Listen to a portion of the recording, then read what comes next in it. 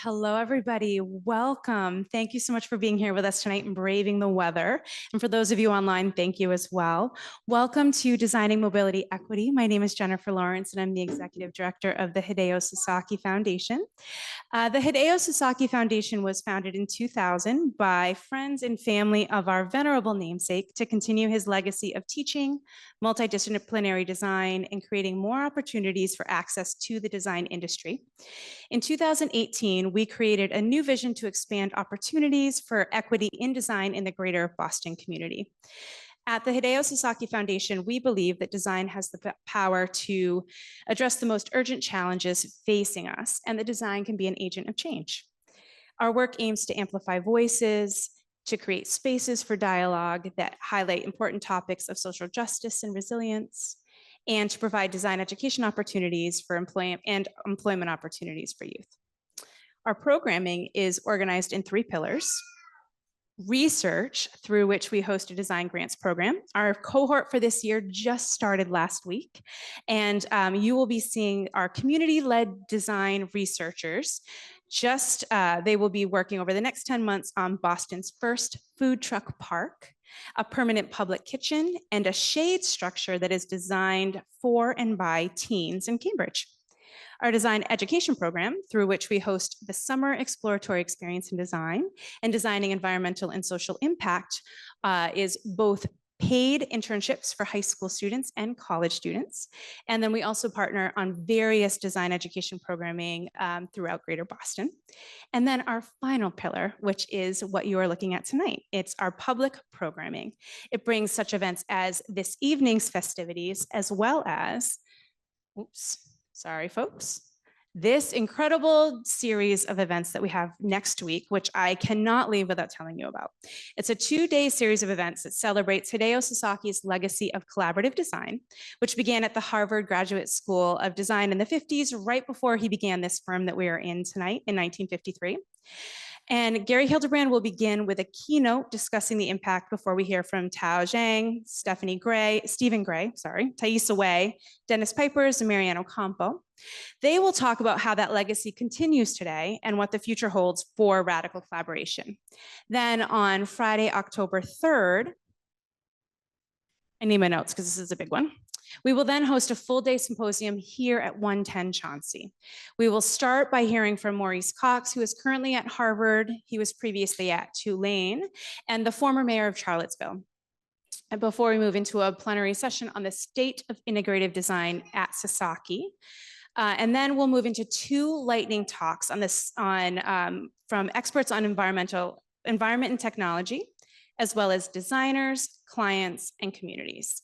Then we'll come together for a lunch plenary focused on municipalities that speaks to collaborative design as world building, featuring the cities of Boston, Cambridge, and Somerville. We will then have 2 sessions focused on design education and building community power. We'll end the day with a networking reception, and there's a possibility to earn 5.25 HSW continuing education credits. So if you need credits, please join us. It's an incredible way to do that in a very fun way with lots of incredible people. And finally, on November 13th, we will see our 3rd annual Celebration of Design, a joyous event that celebrates Hideo Sasaki Foundation and our work over the past 25 years. We come together in community to celebrate, have fun, and raise funds for programming and equity in design. Join us for a great time. It is actually really a great time. We turn this room into, I don't know, like a discotheque. It's pretty incredible. And of course, to do this work, we have a strong team of foundation staff, board, and many, many volunteers. So thank you all for everything you do. We really appreciate you. And finally, we couldn't do the event specifically without the panelists behind us and without VHB, our sponsor. So thank you all.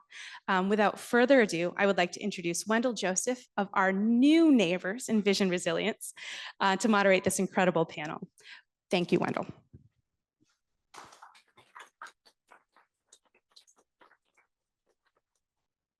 All right, thank you, Jen. Thank you, Sasaki Foundation, and thank you all for being here on this Thursday evening, braving the weather, to be part of this conversation, part of this discussion.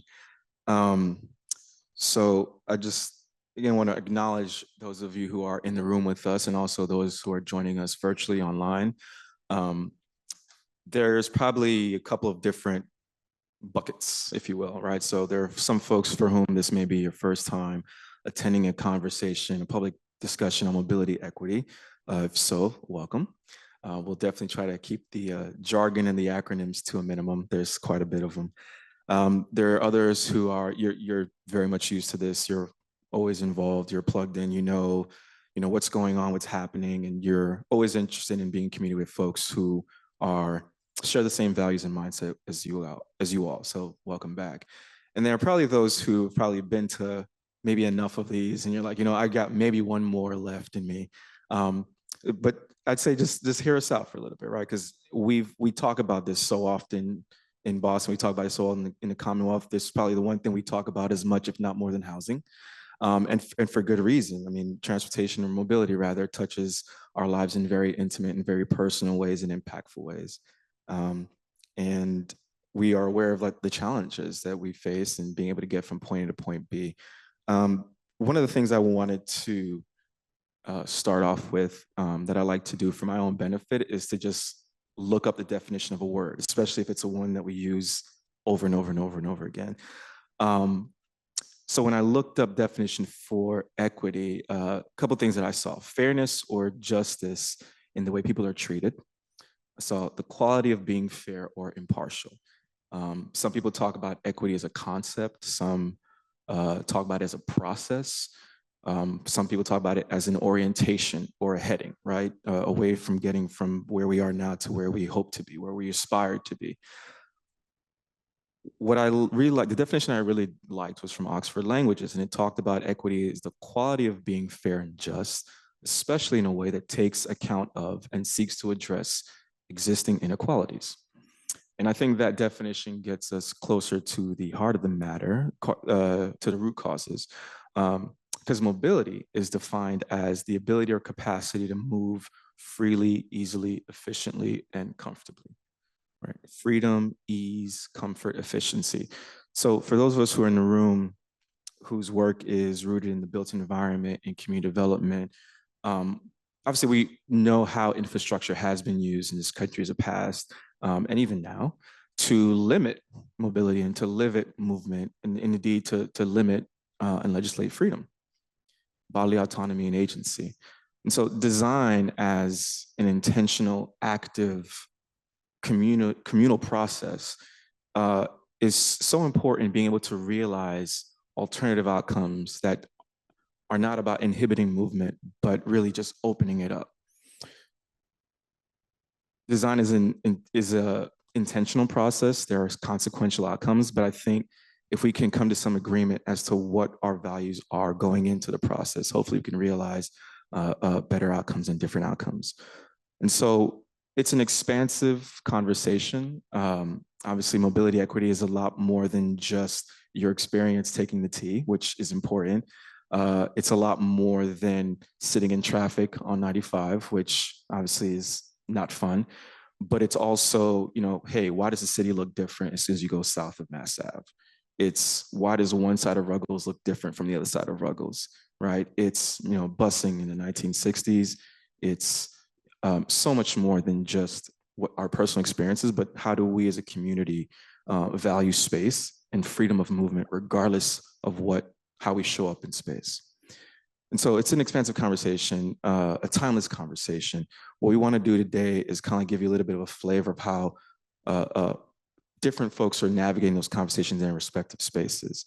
We're very fortunate enough to have an amazing panelist of seasoned leaders and professionals who are leaders in their respective spaces, who are shaping those conversations and the outcomes. And you're going to hear a little bit more about how they are navigating this topic in their own work.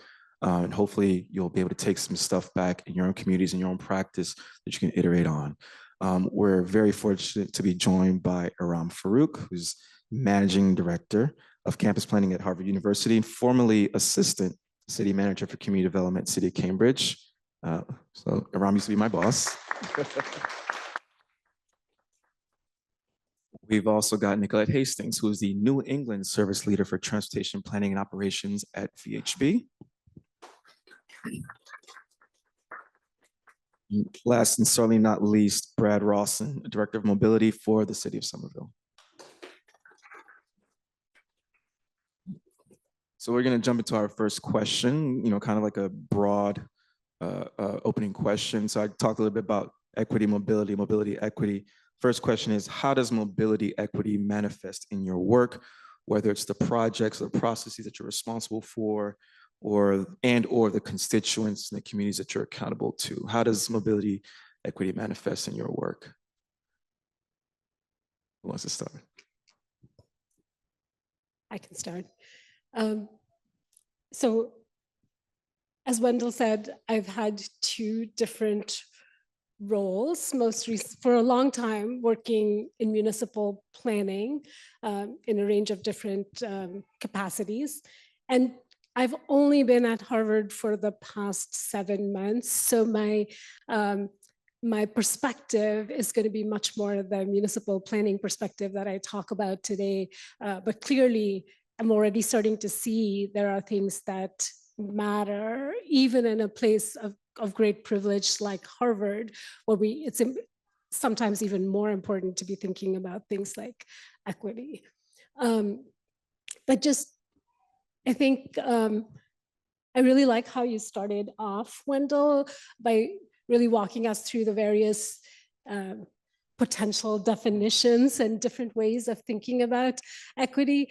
And one of the things that struck me was the definition that spoke about equity as a journey, getting from point A to point B, which also combines with the other piece of our discussion today around mobility. So it really is about how are we getting people in their everyday lives from point A to point B in a way that actually is connected to our values as well. And so that has been, I mean, at Cambridge, my portfolio was pretty broad and encompassed all of the planning functions, including transportation planning. And so equity was it was really a significant cross-cutting element that we felt was almost an organizing principle and a defining theme that allowed us to connect how we thought about land use and how we thought about urban design and making space, how we thought about mobility, how we thought about economic development. I'm sensing myself go to a point where I could just be talking for the next hour. So I'm going to pause there and just give this to Brad.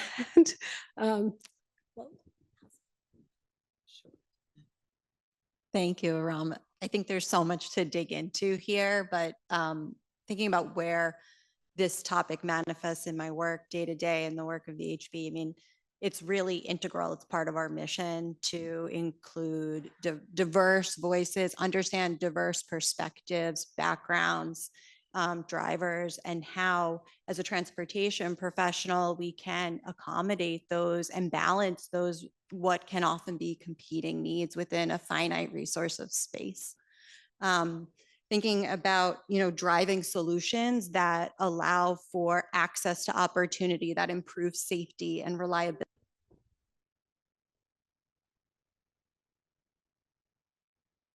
Diverse group of constituents across the projects and communities that we work in. My work, particularly in transportation planning, spans community level at campuses, which is a whole kind of different game, and how equity kind of plays across a campus, to long range kind of planning studies for the Commonwealth, and where there's this equity lens that you can view those projects through, and work to develop policies and plan and designs that can really drive towards that balance. Thanks, Nikki. Good evening, everybody. And thanks to Sasaki and the Sasaki Foundation for having us. We appreciate you folks coming out, especially on a nasty night. This is a really interesting and important and timely conversation. And, let's say the important part right up front. This is a word that Wendell's asking us to describe, and I want to make sure that you all are kind of thinking about this too. We are being actively discouraged from asking questions like this and having this conversation in spaces like this. So the fact that you're willing to take time off the clock out of your busy work-life schedules and be here to listen, to learn, to be inspired, and to inspire others is part of a positive change making here, right? So thank you all for hosting this space and for being here. For me, like Iram mentioned, my perspective on defining terms like mobility equity is definitely going to be influenced by my community context. I've had the privilege of living and working in the city of Somerville, serving for 18 years now. And so I get to stand on the shoulders of giants who are literally fighting the freeway expansion processes that culminated in Governor Sargent's freeway cancellations in the mid-70s, right? I talked to neighbors and constituents in my community who stood on the freeway to actually fight the bulldozers. They lost some of those fights. Hundreds of homes were torn down in places like Somerville and many other Metro Boston and national communities. This is living history. This is not the distant past. And asking our neighbors about what these words about mobility equity means today can often be effectively rooted in what was it like in the 60s when I wasn't here, when I wasn't in public service. So it's really, I think, worth noting that equity can mean different things to different communities at different times. And part of our role in public service and the role like I have in the city of Somerville is to ask our 80,000, 82,000 residents, does the definitions that we agreed on 1 year ago, 5 years ago, 10 years ago, or 20 years ago still matter? Do they need to be adjusted for the times? There is some dynamism, but I think there are some internal truths too. And so to get back to some of your points, Wendell, we need to acknowledge that historic harms were intentionally inflicted on specific communities and specific community members. Those harms continue today. They are being replicated and scaled today. So asking where the pain is and then connecting the dots to the desired outcomes and really centering process and power. Obviously, these are easy buzzwords to flag as I try to wrap up a quick comment, but we've got a whole evening here to talk. So maybe I can pause for the moment before speaking about how we actually operationalize some of these goals in Somerville with our coalition building, with our programs, policies, projects. And I guess the last thing I'll say to provoke us is to make sure that as we talk about mobility, we work really hard to remember that mobility is the other side of the same coin from land use. Land use patterns, segregation, these things matter to mobility equity. Thank you all. No, it's a great way for us to get started by kind of like peeling back a couple of layers and just seeing just how messy, for lack of a better term, like this work can be, because it touches on so many different things. I love the point, or you use the term organizing principle, transportation, being as an organizing principle to get people around the table to start talking to each other, which, makes a lot of sense. And one of the projects that I was working on at Cambridge just before I left was River Street reconstruction. And that was subsurface infrastructure, surface improvements along a corridor from basically Charles River into Central Square. And it was a massive infrastructure project, but we had to kind of get everybody talking to each other. And so which kind of like puts to the point how much this topic, this facet of our lived experiences touches us all: businesses, residents, institutions, the arts, the culture environments, government, all that kind of stuff. Nicolette, you touched on just the range and the scales of projects that you work on as a consultant, from local projects, where could be as simple and straightforward as crosswalk painting to, what does mobility equity look like at the state level and everything in between. And Brad, just how does this build off of what came before, right? Standing on the shoulders of giants, people who were advocating for things back in the 40s, 50s, 60s, things that we're still advocating for today. Again, it's an expansive conversation and also timeless. And we're just the next in a long line of folks to figure out, okay, what can we do here and now that can impact and influence the next conversation that happens in this space and others like it. So with that, let's talk about how we can start to operationalize that, right? I want to pivot to policy. It's key to this discussion. It's key to actionable incomes, in part because the Highway Act was policy, federal policy, right? Communities being destroyed, torn apart, cut through by highways was policy, federal policy, right? And so it's a way for us to codify our values. It's a way to realize actionable outcomes. Change doesn't happen overnight. We have a long way to go. We've come a long way. We have a long way to go. What are some of the things that you've seen in policy, either policy that you're advocating for, ones that you're actively trying to implement, or policies that you find inspiration from in other cities, communities, countries around the world? From a policy perspective, what does it look like for us to try to like operationalize mobility equity from where we are at this point in time? We're going to get into funding a little bit, but just purely from a policy perspective, where we are at this point in time. What could be the next step? It's like I'm starting everything. This is not equitable, Fran. Got to share the mic with everyone. But I will start this one. Policy. I think this is a really important question, especially when you're working in the public sector. And policy can have impact at so many different levels. So some of the overarching, when you're thinking about mobility, some of the really key overarching policies like Vision Zero or Complete Streets policies are things that in our region, at least, have been very broadly adopted. And they essentially help create the structure for us to then be doing more detailed work, all the way from programs that support people to infrastructure moves and small projects. So we'll say maybe one thing worth saying is that I think of mobility not just as movement, but also as how people inhabit space in some ways. Because if you think about our streets, which are really the skeleton of getting us from one place to the other, in virtually every city, that is the largest publicly owned space. And so when we think about how we are utilizing that space, how we are sharing that space across all the different sections of our population, whether we think about it as people of different ages, people of different incomes, people with different mode choices, that can really be a home for all of those folks. And therefore, the policies that dictate how that space is constructed and how it's utilized becomes really, really significant to then taking those values and putting them into practice.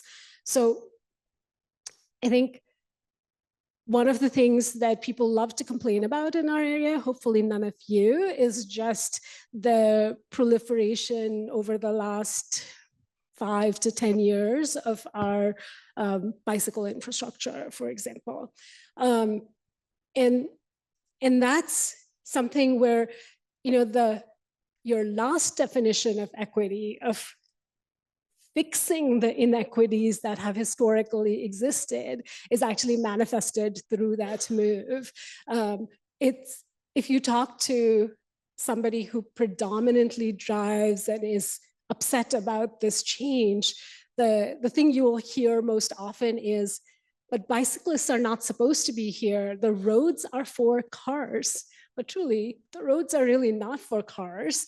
They're just for getting people through, and also maybe not just through, but spending time with each other as well. So there is a place for cars, there is a place for bicycles, there is a place for people on foot, there's a place for people on micromobility, and sometimes that's all together, sometimes it can be separated. And so we've, I'd say, both Somerville and Cambridge, as well as Boston, have done a lot of work on adopting policies in terms of how we spend our dollars to live our values in terms of how it it exhibits in the physical space. So I would say like that's probably, since I'm speaking first, I'll stop at that big picture thing because if I start giving examples, there will be no time for you. And you have many. Thanks, Iram. No, I love that framing. And I think maybe one thing that I could try to add and build on Iram's points is that just like any term in our related industries, policy itself is a term that we should define, right? Mobility, equity. What do we mean by policy? How many of you, give me a show of hands, we got to get a little interactive here. Who has read or been a part of a community plan that you feel has been toothless or sat on a shelf? Seriously? Only a few? I have. Policy making sometimes is a little like cotton candy. It's a little, kind of easy to make, easy to consume, but it may not sustain you. All right. I feel that in the modern era of best practice sharing and the virtual world, it's pretty easy for us all to be pretty well versed in best practices and in case studies. And therefore, it's pretty easy for communities or state agencies, and Nikki, I think you have a lot of experience here too, right? To essentially try to cut and paste from one another. Ooh, I have a climate plan. Ooh, I have an affordable housing plan. Ooh, I have a Vision Zero plan. That's great, but it's at risk of being cotton candy. How do you operationalize it? That's the next definition level of policy. And so one of the things that we try to do in Somerville is connect our high-level policy documents, which are formed in what we view with all of our biases as authentic and representative community processes, knowing that we have blind spots and biases, and we can always do better in that. Start with a policy plan, a climate plan, a Vision Zero plan, and then start to say, how do we actually make sure that we are facilitating its implementation? Okay, is there a more specific neighborhood plan to implement a citywide comprehensive plan to guide land use? Is there a zoning ordinance to actually encode the regulations for private investment and govern it so that it is consistent with public objectives and public good? Do we have a complete streets policy? Okay, cool. Was that just kind of carbon copied from some other NACTO city that maybe learned this stuff earlier than Somerville? Okay, great. But what about our actual standard details and our actual contract documents that we issue every year to try to pave streets, to rebuild sidewalks for accessible paths of travel, to implement traffic calming, to implement a useful bike network, et cetera? There's always another smaller gear hidden in the machinery of government. And often it's that cotton candy policy plan that makes you think that you're doing a bunch, but the much harder work is to dig in and actually operationalize capital plans, staff head counts, standard operating procedures for interagency review. We all fall down in our relative spaces, sometimes with those details of managing complex organizations.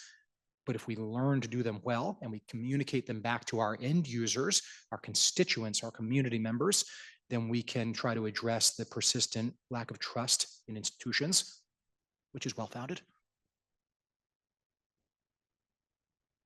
Coming from the private side, we're not setting policy. Oftentimes we're responding to, working within. But we do have the opportunity at times to kind of daylight where there are conflicts with policy and what a vision or an ultimate kind of end goal would be. And an example of that I can think of in some of my work is along the Route 120 I-95 corridor, which runs from Newton to Lexington. You all probably are aware of that section of that corridor. And a big thing that we looked at there was, and Brad touched on it earlier, but that interplay between land use and transportation, and they're two sides of one coin. And the policy decisions regarding land use and zoning that have been in place for a long time have created a condition where people can't afford to live near that corridor, but there's a ton of jobs. And how do people get there? And not just in the 9 to 5, but how do the service workers at the hospitals there, or the janitorial staff? There's a whole range of kind of outcomes that policy kind of drives, and being able to use that study to be able to daylight some of those. And you talked about a case study, but that's a really local example of a case study that then, okay, what were the recommendations that we ultimately came to? And some of them were policy related, some of them were design. How do you reallocate some space? How are there opportunities to improve the transit span and reliability of the service to better accommodate users that are outside of that typical 9 to 5? So it's kind of like using that policy as a lens, but then what, to your point, how do you operationalize that? What are the outcomes that we can then drive towards and make actionable at a community level, at a regional level or statewide level? Thank you. So one of the things that Nikki's comments made me think of is that one of the ways that certainly cities use policy is how they invest their dollars. And infrastructure projects are the biggest component of how dollars get spent. You were talking, Wendell, about Western Ave, and that's a good example in Cambridge, but I think we can find examples in each of our cities that we all come from, where cities who focus on equitable mobility will make sure that every single project, an infrastructure project, is actually advancing the mobility needs of all of those different constituencies and all of those different modes. So that, you may start off a project by conceptually wanting to, let's say, add bike lanes, but I can't think of a single project in Cambridge, at least, and I can't think of a single project in Somerville either, where there was bike lanes built with zero attention to pedestrian infrastructure. So when you're investing dollars in one, to make sure that we're addressing the needs of all of the other modes is actually really important. And I think that this is something that our communities here have done well. I think one place where we are still maybe struggling, and it may be a PR issue or a communication issue, it relates to transit and transit lanes and how we dedicate space to a mode that actually probably moves way more people in one go, in one vehicle, as compared to like multiple vehicles. But people are always reluctant to devote space to that. And I think this is a policy-making challenge, but it's also a real communication challenge that we all need to give maybe more thought to, like how to make the case that mobility, and when you think about the effectiveness and efficiency of mobility and policy related to it, that it isn't just about the number of vehicles that you're moving, but it should be about the number of people that you're being able to move and get from one place to the other. Back to you.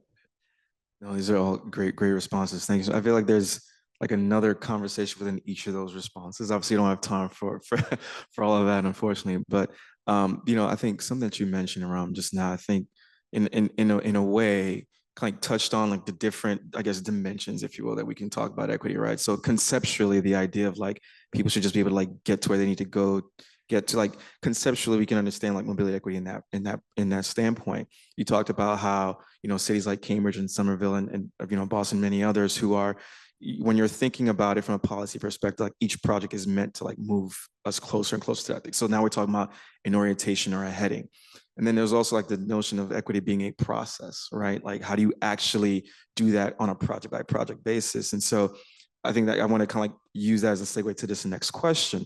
How do we, during our prep call, we made the distinction between equity in the process, equity in the product, and how they're not necessarily always the same thing. So I just want to talk about a little bit more. Why is that distinction important? Why is it important to say equity in the process is one thing, equity in the product is another thing? They're not necessarily the same thing, but collectively they can help us get close to where we want to go.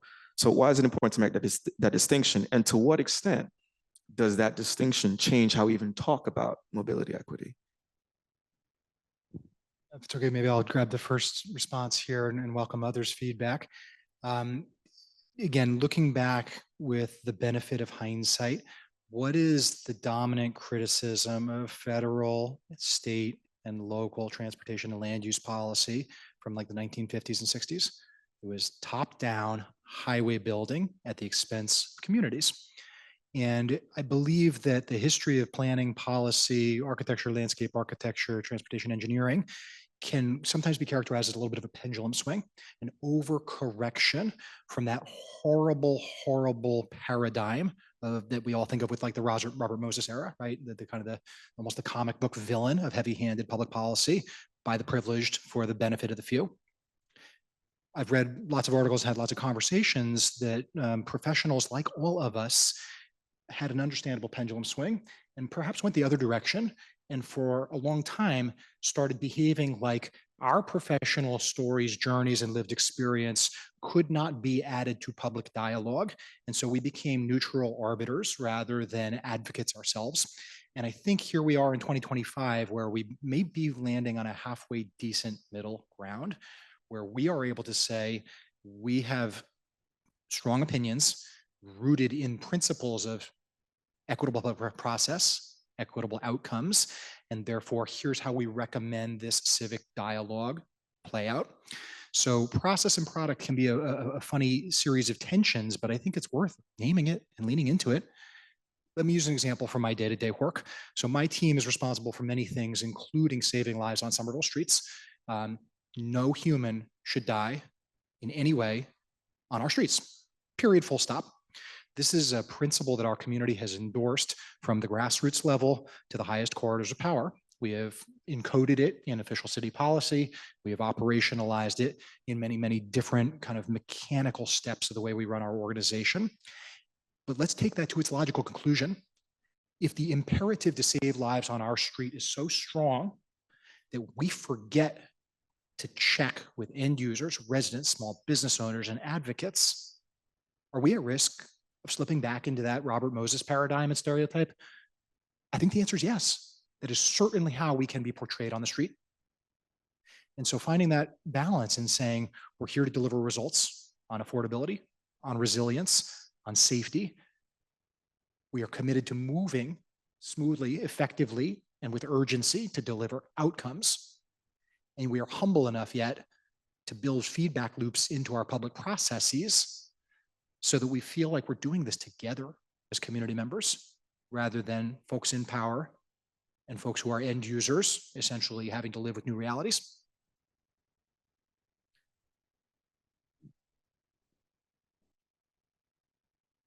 Touched on something, Brad, that I want to go back to a little bit, but that dialogue kind of with the communities and with the end users. And Iram, you talked about moving people, not they're people. We are people. And our experiences and our conversations that happen throughout a process of a project or a plan.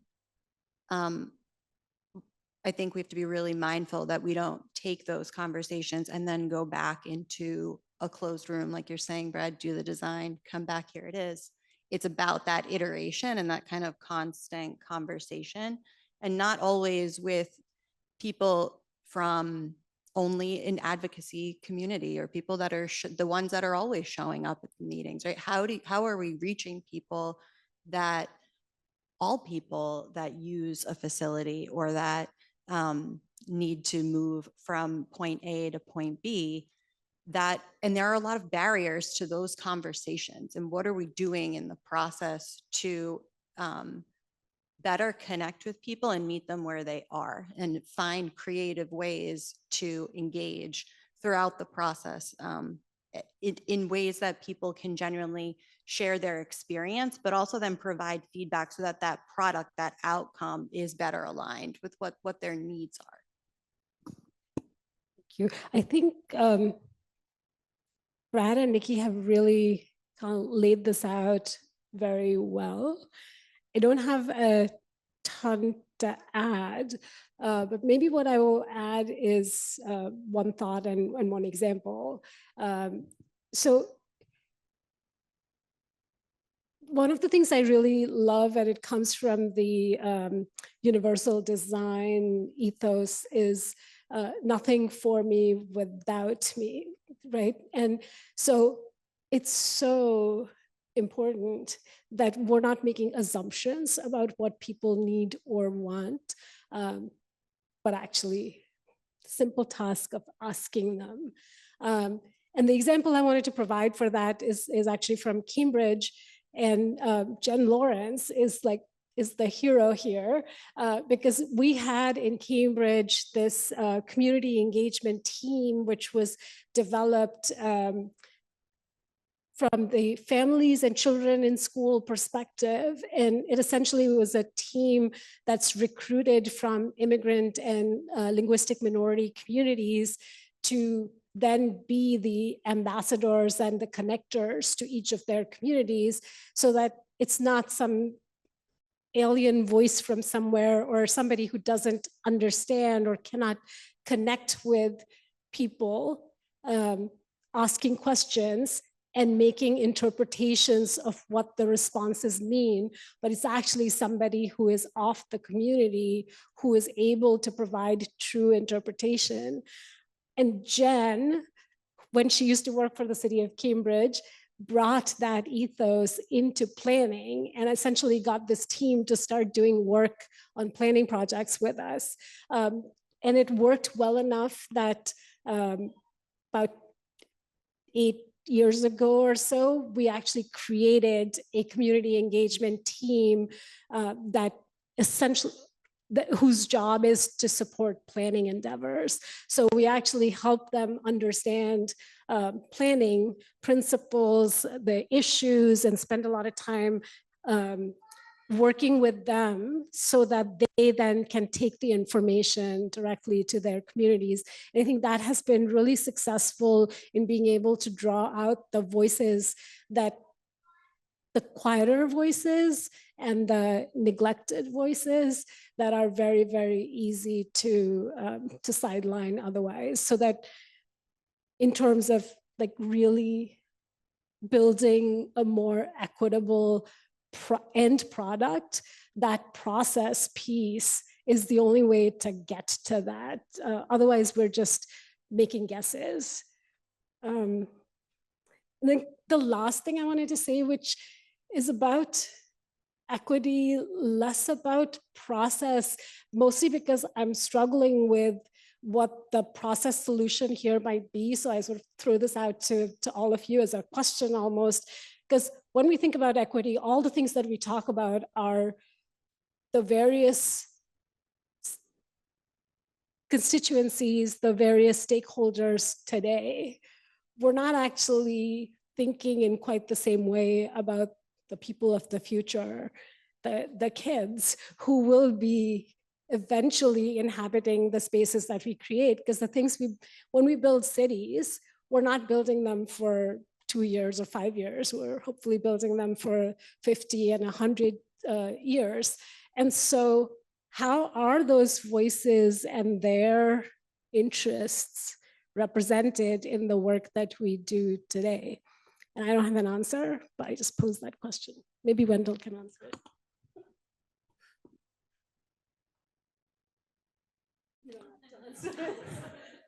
Well, I mean, no, it's interesting because you're right. I mean, I think planning is a temporal exercise, right? Planning is just a way for us to manage time. We build cities that are trying to hopefully last forever, but I think the first 15 years matter a whole lot, and maybe that could be part of how we start to reframe what equity even means, is to think about how much time we have to do something before the clock essentially resets. Like by the time, Simone can attend these conversations by herself, we're already talking about a different generation, a different spatial context, a different, electoral base even. So it's like, yes, building cities that can last forever is pretty cool, but the first 15 years matter a whole lot. And maybe that's part of how we can start thinking about equity a little bit differently.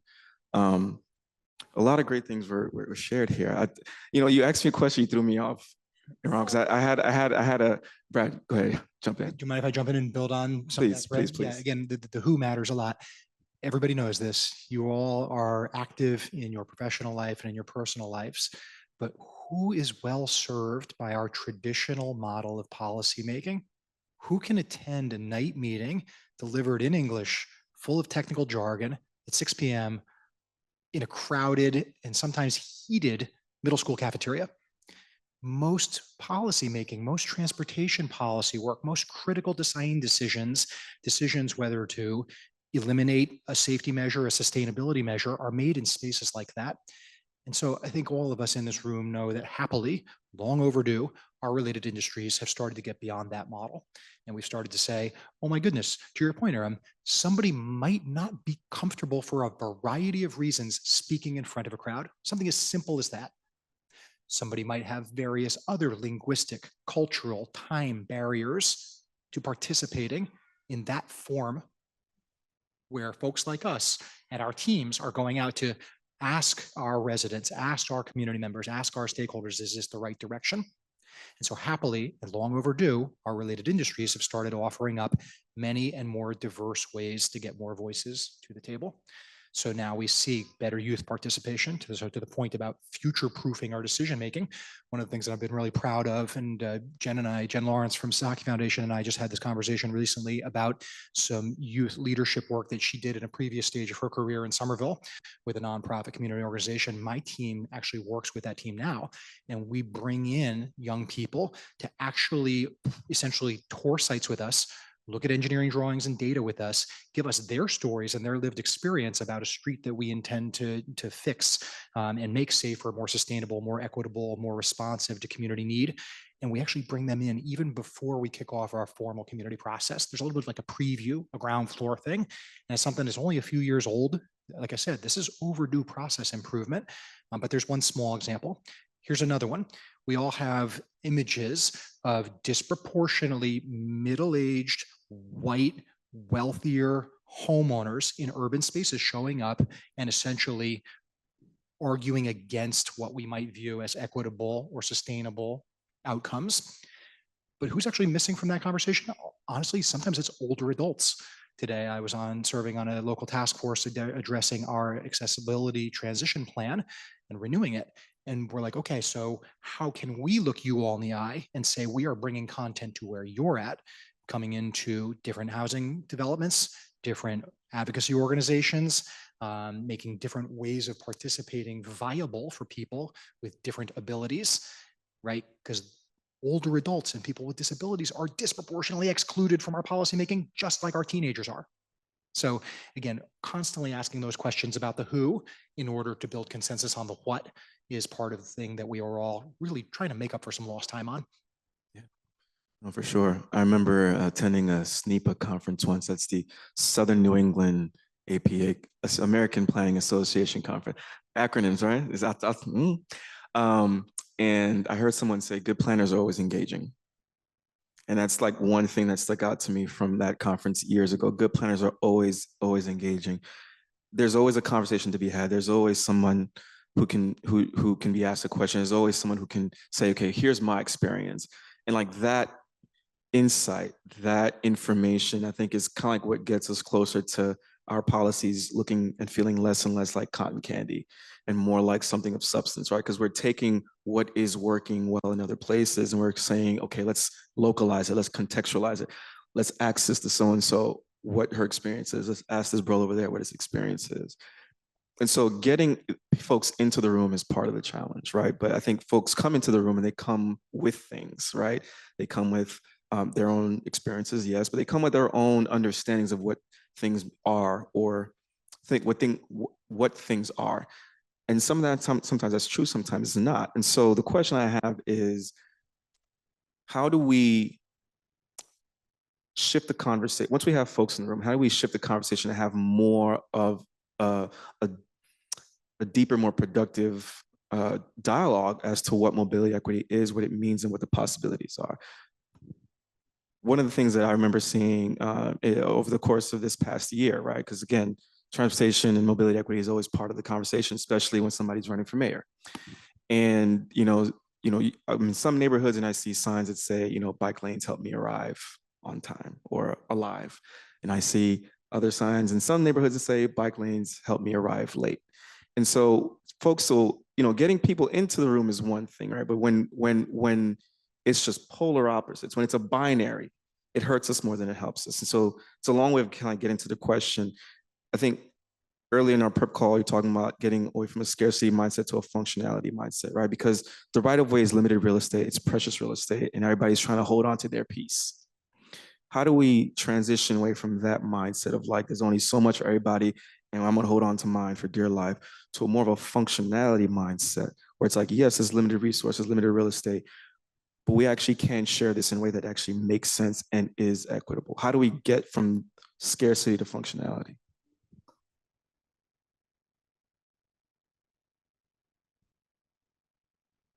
I was looking down. He surprised me. That's the tough part, right? We all have our own view, many times passionate, that's informed by our experiences. And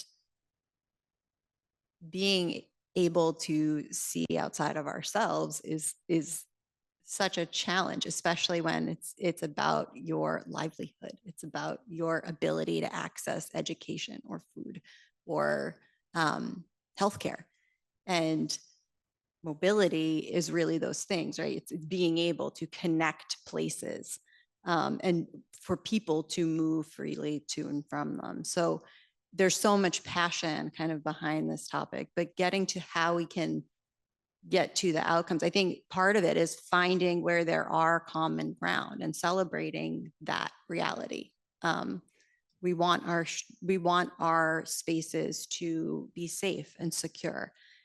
And that looks different from different perspectives, but we can agree on that as as something that we want.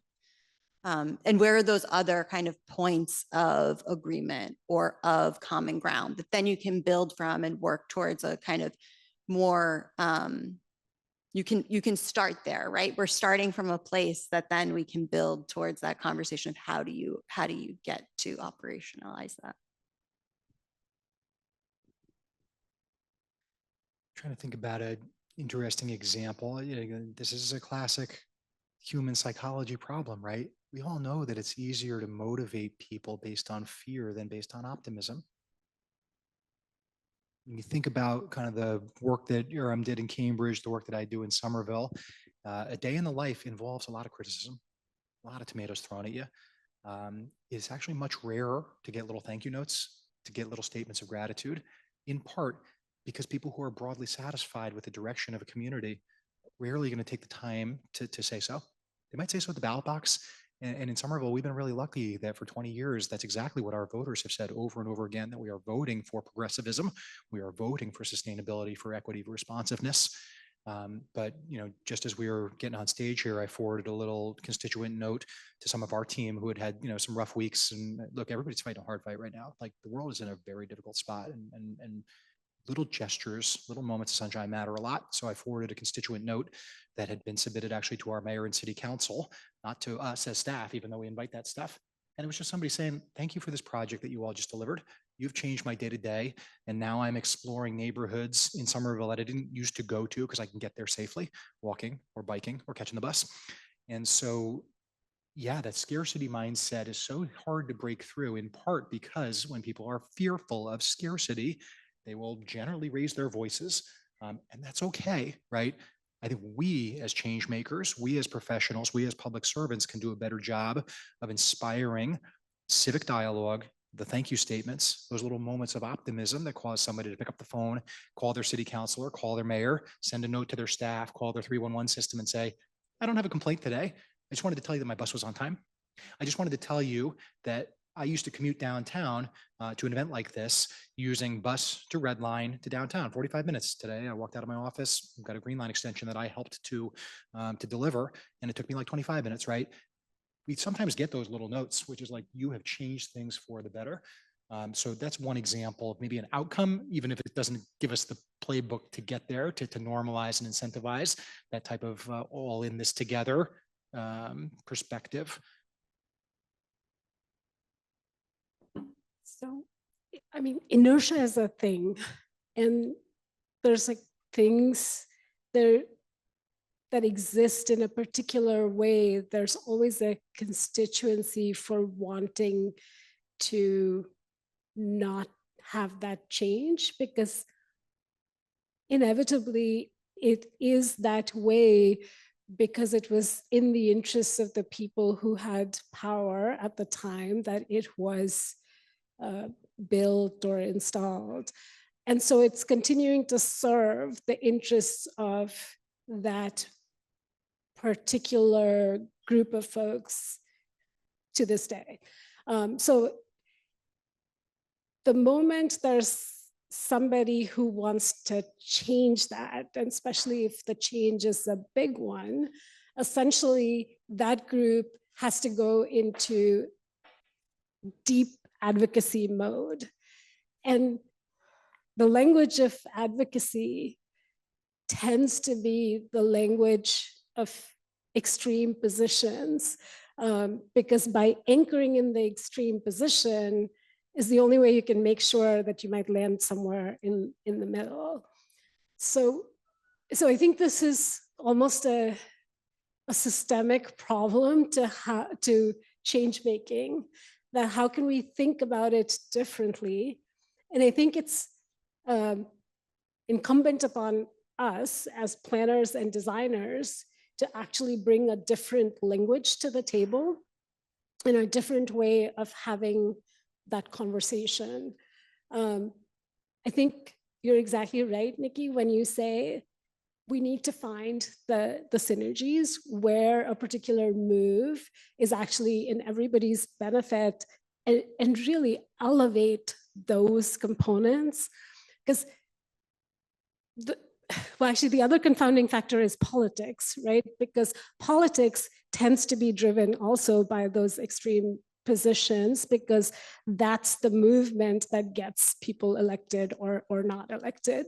And so the political rhetoric tends to also feed into that. So how to diffuse that in a way, it's challenging, but I would say it is the role of all of us who might, and this will sound paternalistic, but sometimes we will have to be the adults in the room and try to find ways to mollify and comfort all of the different stakeholders who are coming with a particular perspective. So I'm inherently an optimist, so I believe that this is possible. We can do this. This is not, there are big changes that have happened in all different arenas, in all different parts of the world. And I can't say that I have done the work to figure out the playbook on this, but I think that we need to. And everybody who stays in municipal, I've moved away from municipal government, I'm not doing this anymore, but Brad, you need to figure this out of how to focus on those things that actually are beneficial for everyone and that can happen without people feeling like something was taken away from them. Well, can I add two quick thoughts? I'll try to be really quick because I know we want to get to some audience questions. So one quick thought is our professions can and should be more honest and be more forthright that there can be negative consequences of our decisions. If I reflect, look in the mirror about the work that I've done, the service that I've provided, I would say that 10 years ago, perhaps I was a little naive in some of my communications, and in a complete streets type of project setting, perhaps I wasn't confident enough or able enough to look a small business owner in the eye and say, yes, by having a little bit less direct curbside parking, I hear and acknowledge your point that you are concerned that you might have 5 or 10% fewer customers coming to your place of work. I can hear now and acknowledge, speaking with an older adult or a person with mobility impairment who says, I have a caregiver who's coming to my home, and now you are, Brad, asking them to park around the corner. And sometimes they're going to miss appointments, or they're going to tell me that they're not going to serve this property. How are you going to solve that problem? We have built standard operating procedures now in our project development, in our communication in Somerville, to acknowledge those issues with humility, but with clarity, and say, this is going to be a negative impact potentially to you. And here are the tools that we will bring to the table as part of this project, not the future project, not 10 years from now, as part of this project to actually solve that problem. A small example is going to be like a commercial loading zone. Okay, one side of parking on this street is going to have to be eliminated because the street's too narrow to have a dedicated bus lane, wide sidewalks, et cetera. But the parking that's on that street actually is only available for resident parking, but we have small businesses scattered throughout this neighborhood. Okay, so let's actually do the work to build the consensus and communicate that this curbside space is going to be reallocated from resident vehicle storage to commercial loading or to a dedicated ADA parking space. Those types of mitigation measures can and should be discussed early and often throughout a project. And we didn't used to do that. The second thing that I think it's worth noting before I give up the mic this time is both Iram and Nikki talked about the interdisciplinary nature of transportation work. There's a best practice that's front and center in the new NACDO design guide for the urban bikeway design guide. And it says, remember, sometimes it's not about the transportation. Sometimes the scarcity mindset is about unaffordable housing. Sometimes the scarcity mindset is about people's lack of confidence in basic city services to fill potholes, to address cracked sidewalks, to take care of parks, to deliver quality education for our young people. And it's okay for people to be angry at institutions about those things. And it's okay to expect that transportation professionals will acknowledge those historic injustices and those day-to-day realities as we talk about trying to deliver a bus lane that could serve 10,000 people a day instead of a car lane that could serve 5,000 people a day, for example, right? Approach this work with humility and with systems thinking. Yeah, I think that's a great point, Brian. I really appreciate you, mentioning that. It occurred to me in my career at some point that, a lot of how we talk about equity, even approach equity in our projects, is coming at it from it doesn't put us in a position to be successful, because sometimes the most equitable thing you can do is actually the simplest thing you can do. It's the thing that hasn't been done for generations.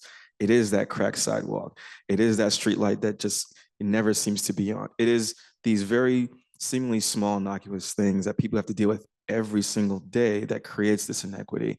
And it creates this position where it's like, well, how can we have faith in the bigger things that the bigger capital projects that you're trying to push, if the one thing that everybody knows is a thing still is a thing? And so it's like getting people from being able to transition from the scarcity mindset to the functionality mindset is as much the question as anything else. But we don't do ourselves any favors if the very small things, the very simple things that we can do, can't get done. Speaking of scarcity, let's talk about funding. Obviously, we know that so many transportation projects across the country are funded by federal dollars. And we know that these days, that's less and less a certainty. It's actually more certainty that's not going to happen. In fact, just this week, the Globe announced that the feds are pulling $22 million in federal funding out of Roxbury and Mattapan. There are other major capital projects in the Boston metro area and across the state that have also been impacted by whatever they think they're doing in DC. And so the scarcity mindset does become a lot realer when that pot of money is just unavailable to us for the foreseeable future.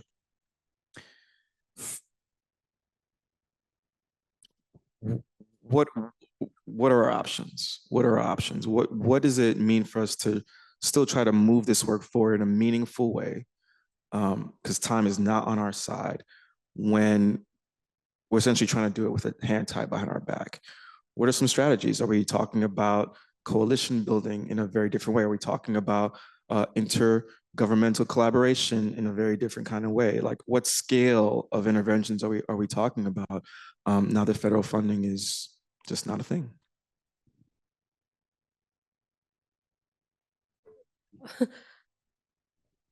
I could do a quick start, but I'm going to turn it quickly over to you guys.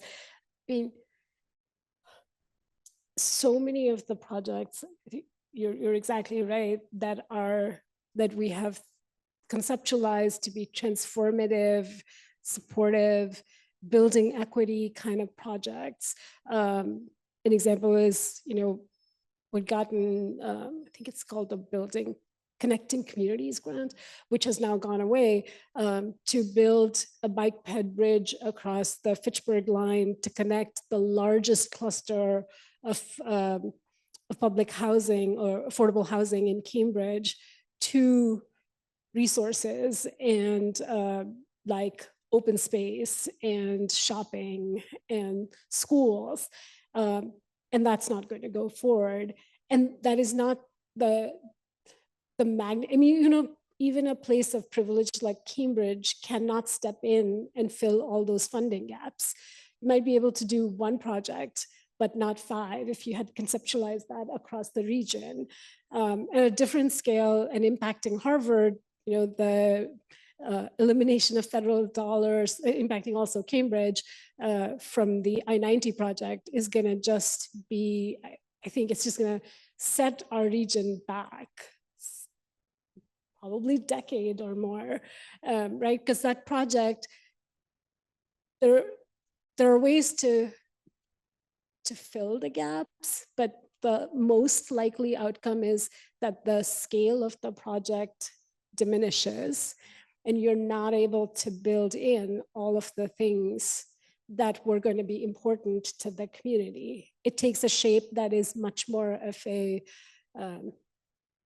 mundane shape that then we will be living with for a generation or more.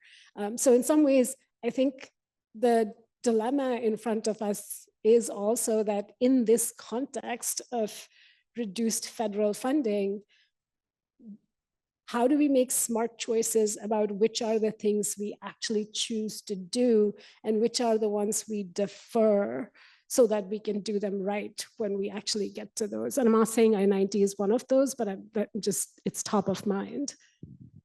I was going to go there. Phil, like, where can we make progress? Where can we get more creative with the funding that will come out of the federal government that might not align with our current project, but are there elements of them or of our plans that do? And how do we work within the confines that the reality that we're in? And I think it's easy to get discouraged, but we can also use this time to prepare. You know, the winds are change, and are there opportunities now to rethink about how the funding from the federal government can be used, how we can leverage investment at the state and local level, where, you know, the Massachusetts just signed the, you know, $300 million for Chapter 90, and that's a 50% increase, and that's awesome. And there's more funding that's flowing to small communities, rural communities, where we haven't had that opportunity before. So taking advantage of that, I think, and finding those wins so that we can weather this situation that we're in, and prepare for what funding opportunities might come down the line in the future. Yeah, great points both. A couple of things I'd love to add for all of you to do your homework and to kind of think about change making. The federal discretionary grants, like the ones that Iram was just talking about, are really exciting and really important. And yet they represent a very small percentage of federal investment in the transportation system. A much larger percentage is called formula funding, for lack of a better term. Big umbrella, inside baseball, bureaucratic language, but formula funds based on population are distributed to state departments of transportation in red administrations and in blue administrations. And then state by state, states have the discretion and the power to deploy those funds consistent with their policies, their priorities, and many states, as you would expect, use them to build highway interchanges, to continue to subsidize suburban sprawl. I'm proud to say that in Massachusetts, because our community members have had a voice for generations, they have been able to say to state agency partners and elected leadership on Beacon Hill and in the governor's office, we want to use formula funds for various other things, including mass transit, including complete streets, including resilience and sustainability solutions. And so you should be angry, and I am. Somerville has been denied federal grants We've had cancellations, we've had pauses, we're involved in litigation on some of those questions right now. And yet, if we really want to keep our eye on the ball here, the US Congress is going to be expected to do a really impactful reauthorization of federal spending in the next 6 to 12 months. So if you want to look at this, look at Smart Growth America, look at NACTO, look at the American Public Transit Association, APTA, and think about the billions and billions and billions and billions of dollars that still need to flow, and how we as change makers and as residents of this country can have a voice in those processes to make sure that funding is still made available. That's on the federal side. At the local side, I'm really glad that Nikki mentioned the Chapter 90 program and how Massachusetts has started to invest its own money to support communities, whether it's rural bridge and culvert projects or whether it's complete streets projects in a place like Somerville. But when I speak with cities in the NACTO network, I'm always in awe of those who have been able to do regional ballot initiatives to create different versions of own source revenue. So places like Los Angeles, believe it or not, don't even know this, may know this, Los Angeles is building out a rapid transit and rail network faster than any other region in North America. The city of Austin, Texas is building out a safe all ages abilities bicycle network faster than any other metro area in North America. Seattle, Denver have transformed their complete streets and their transit ecosystems because in those states, they have been able to pursue what's called regional ballot initiatives, a penny on the sales tax, et cetera, right? There's different variations on this. Changemakers, Transportation for Massachusetts, Livable Streets Alliance, Transit Matters, and many others have advocated for exactly that type of flexibility in our progressive state. We've not yet achieved those tools. Those are best practice tools. There should be a layup. Look at what's happening in New York State. Look at the evidence from congestion charging. Yes, there's legal risk. Yes, there is controversy. Yes, there are important regional equity kind of conversations to be had.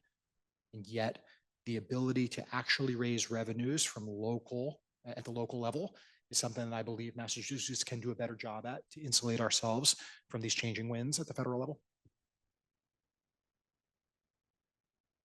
Yeah, I love the point you made about this being a layup, because anytime somebody misses a layup, you're right there.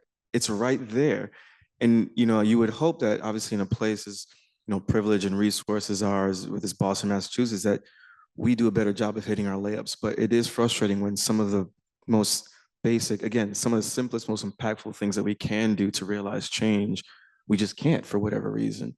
And so certainly a message for our friends over at Beacon Hill. Let's start making some of these layups. Let's start hitting some of these layups and let's just see what happens. And I'm so sorry, I've got to, just give credit where credit's due. Let's not just throw rocks at the legislature. To Nikki's point, they did beef up the Chapter 90, which again is used for local street projects. And also the millionaire's tax, the fair share tax of Massachusetts, is part of the reason that our transit authority is not in a fiscal crisis like those in Chicago and Philadelphia right now. So credit where credit's due in Massachusetts. We have figured out some best practices, but the idea of regional ballot initiatives to fund things that are important to local communities, either at the one municipality, two municipality, one county, one metropolitan region, that is something I think we can learn from many of our national peers. Awesome. No, thank you for adding that. Appreciate it. No, seriously. We've talked about equity, earlier, as a concept, as a process, as an orientation and heading, and I think we were able to touch on that through our discussion here. So we want to open it up and invite you all to be part of this conversation as well. I know we have folks obviously in the room, we have some online. We're gonna make sure we keep an eye on both. But yeah, well, the floor is yours.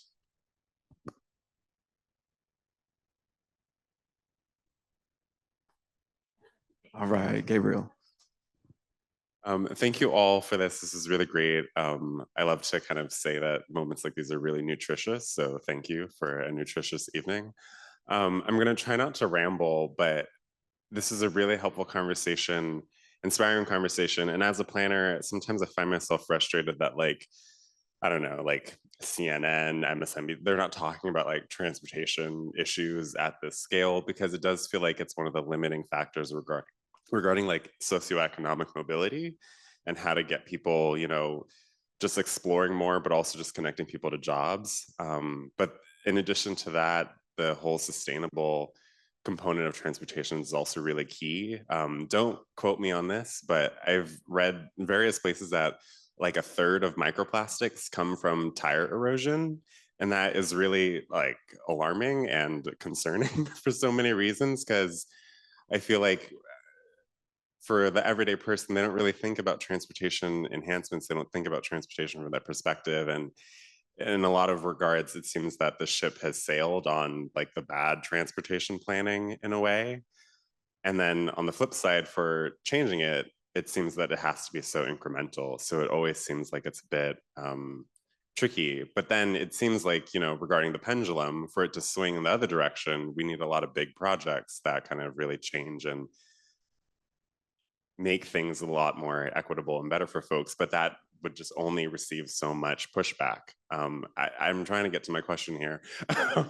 But I guess I suppose, how do you balance, or how do you find patience in transportation, I guess, in changing transportation, enhancing transportation, and making transportation more equitable, knowing that there is so much to kind of criticize about some of the decisions that have been made. Like, for instance, one small anecdote, I'm working on a project in Cleveland, Ohio. You know, the road network was built to support over 1 million people. There's around like 300,000 now, but talking to anyone about like a road diet, it's like, how are you gonna do that to my commute? How are you gonna, you know, disrupt all of that I've known for so long? So how do you kind of navigate that complexity with patience, I suppose, but still dream big about what those big projects could be that could change, you know, the scene for folks?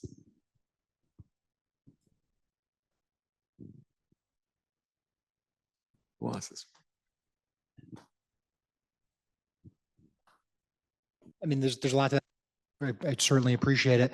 One thing that I didn't manage to mention earlier that I'm so glad you brought up and reminded me of is that question about tire wear and tear. And I think it's super relevant to this conversation. We are in a moment where our society is definitely having an important conversation about electrification and electric vehicles. It's overdue. It can and should happen. It must be done with equity in the forefront, because expense matters a lot. And if you're adding 10 or 20 or 30%, then you can make the argument that EV is not an equitable mobility solution for too many people. But I would also make sure that we are characterizing it as something where it needs kind of a life cycle accounting of its emissions impacts, right? Heavier vehicles, more wear and tear, more fine particulate emissions in urban communities like Somerville. We've actually really worked hard to study the public health impacts in near highway communities. And as you would expect, you find all sorts of awful health disparities, including early death in neighborhoods around freeways like Interstate 93, which carry about 200,000 cars a day. And so now the emerging science is showing that tire wear and tear are every bit as important as tailpipe emissions in disparate cardiovascular health impacts. So, just wanted to kind of lift up that important point. But the moments of joy, the moments of inspiration, I just want to represent change agents working in places like Cleveland. An old friend of mine from Somerville serves as my counterpart in the city of Cleveland, and I've gotten to know her in her new role over these last few years. Her name's Sarah Davis. Maybe you've met her or members of her team. For all of the hard work in places like Somerville, Cambridge, Boston, and Massachusetts, let's remember folks in places like Cleveland, and remember that they are watching us. And our ability to deliver can inspire and empower change agents in their context and in their communities. And so I always say that Somerville needs to succeed for Somerville, but it also needs to succeed for the rest of Massachusetts, and it needs to succeed for Cleveland. Like, we are all in this together. I don't think I have anything better to say than that. I think it's also these types of conversations and bringing this back to the people that we work with, the people that are in our, our families and our friends, and sharing these perspectives and kind of keeping this conversation going, I think, and bringing that, what I found inspiring from what Iram and Brad and Wendell really talked about, and bringing that back, right? And being inspired that there are people doing this amazing work, and it's on us to be those change makers. And that's exciting. Just a ditto on what Nikki and Brad have said. The only thing I would add is that the theory of change here is really about changing hearts and minds. And that's the only way we're going to get to the other side of big change. That's a great question, Gabriel, because I struggle with that a lot. I mentioned, I believe that planning is a temporal discipline, and operating in different time horizons, or is tricky, because in as much as things need to happen here and now, because they needed to happen yesterday, being able to like plan accordingly for what's to come is also super important. I think a way to realize patience is in something, a term that I was that I learned, was heard recently, which I've been noodling on ever since. Shovel-worthy projects. I was at AIA earlier this year in Boston, and Julie Wormser from City of Cambridge was on a panel. I mean, just outstanding. I mean, just everything she was saying, I was just writing it down. But she mentioned something called shovel-worthy projects that I had to go back and read into. And I think the difference between shovel-worthy and shovel-ready, we use this term often, getting all the permitting and licensing, all that stuff out of the way so that it's ready to go. Shovel-worthy is a little bit different than shovel-ready, because we're talking about a level of investment and intention, a level of intention and planning and process and all that kind of stuff that gets a project to a place where it's not about how quickly it gets funded, but it's about the impact it can have once it gets done. And I do think there's a case we made for us to start shifting our mindsets to consider more shovel-worthy projects, especially in a time when federal funding is a lot more scarce. Again, how do we do that while also trying to attend to the broken sidewalk and the broken streetlight is the question. But I think that's a way for us to be able to exercise a bit of patience while also get the small stuff done now, because it needs to get done. Let's start thinking about shovel-worthy projects. Let's start thinking about doing our due diligence of getting policies on paper that are not just cotton candy, right? Of getting, a solid capital stack, prepped and ready to go, of getting buy-in from community partners, of all that good stuff, so that when the time comes, we're ready to go. It's really about preparation. I think patience is in the preparation, in my opinion. There is a real urgent question. We can definitely take it with real quick responses, or we can hear some final notes. How are we feeling in the audience? Let's take that question. Question? No? Yeah. I'm just wondering, like, outside of government, is there anything that people are doing that is helping change, pivot the conversation, or like, are there things that other people can do, whether it's artists or groups or whatever, that can help fuel the change? Yeah, I would say 100%. So if you think about some of the really big changes that have happened in our region over the last few years, one is, from a mobility perspective, the deployment of bike infrastructure.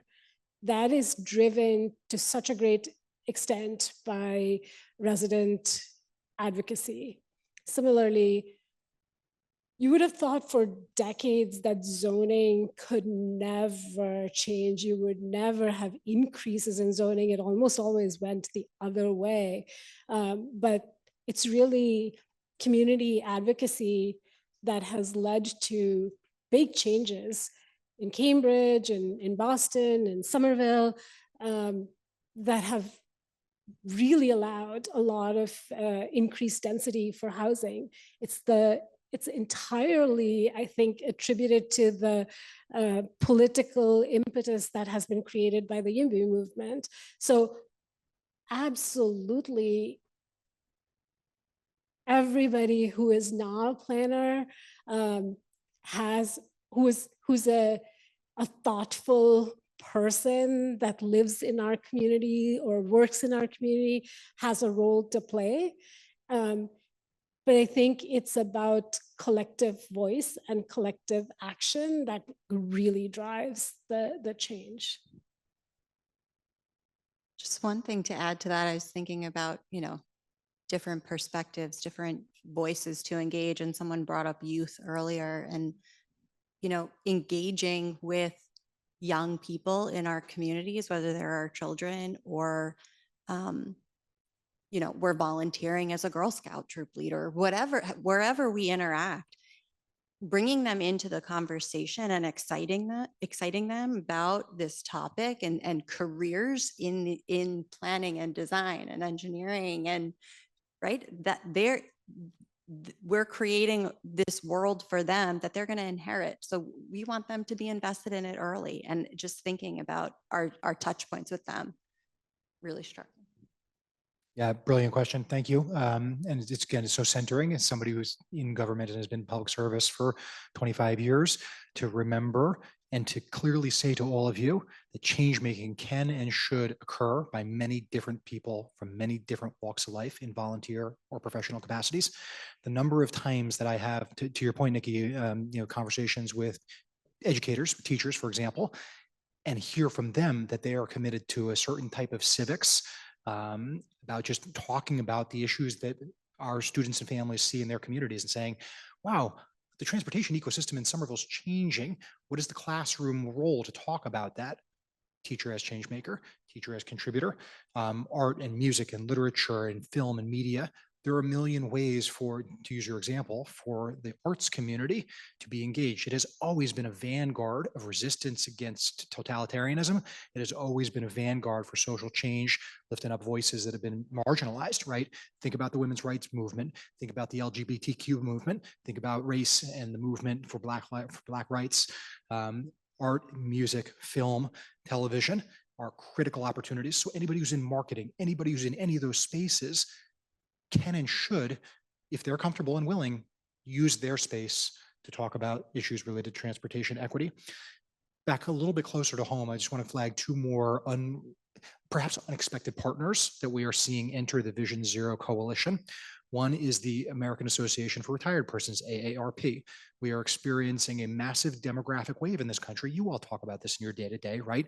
The aging of the golden generation, of the baby boom generation, is creating profound impacts on our healthcare and our housing and our transportation system. And AARP itself is now funding and advocating for Vision Zero and for transit solutions. Amazing. The insurance industry. You know, there was a Massachusetts Vision Zero event recently where one of the big insurance providers was there talking about a safe systems approach rather than simply a car-centric approach. So again, no matter where you are in your career or in your personal life, your family, your friends, your loved ones, your neighbors, everybody can try to make a connection that resonates with them to be a change maker. Don't give up that fight, and don't think you have to be in government to affect positive change.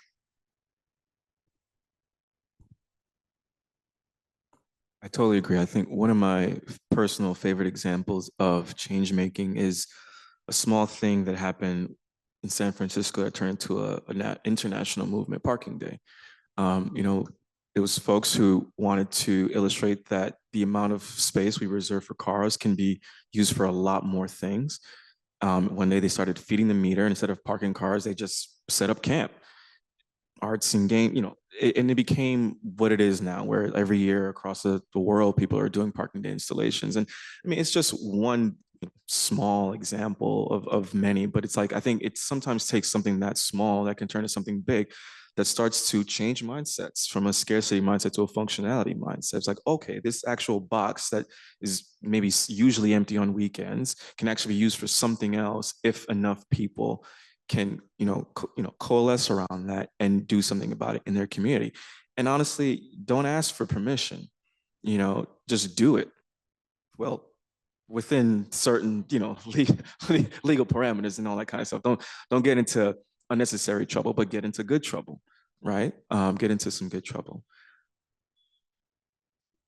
Unless there are any other questions, I'll turn to our panelists and say, do you have any final thoughts to share with the audience before we depart? Final thoughts. Just thank you for engaging in this conversation. Thank you to my fellow panelists. It was really exciting to be a part of, and to Jen and the Sasaki Foundation for hosting us. Great event. Yeah, again, thanks everybody. Civics is something that we cannot take for granted. Our democracy is something we cannot take for granted.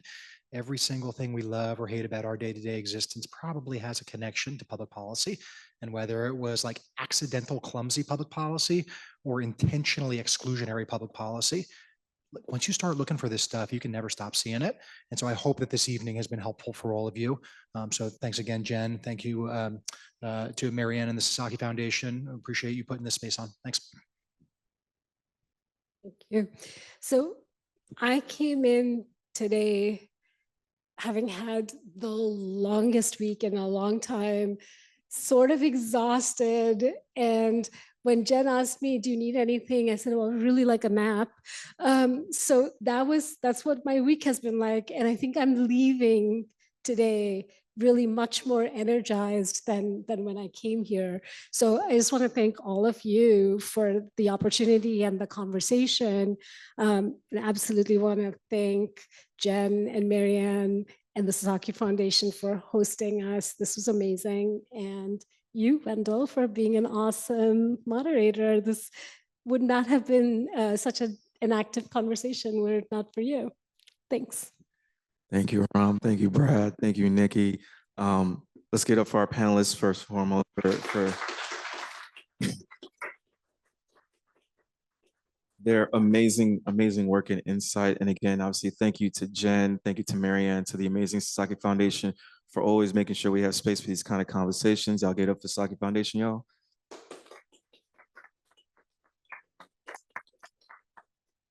And of course, thank you all for being here, for having this conversation, for wanting to be part of this conversation. As Brad mentioned earlier, we're in a time where I mean, even certain words are being legislated in terms of like what we can say, how we can say it, and where.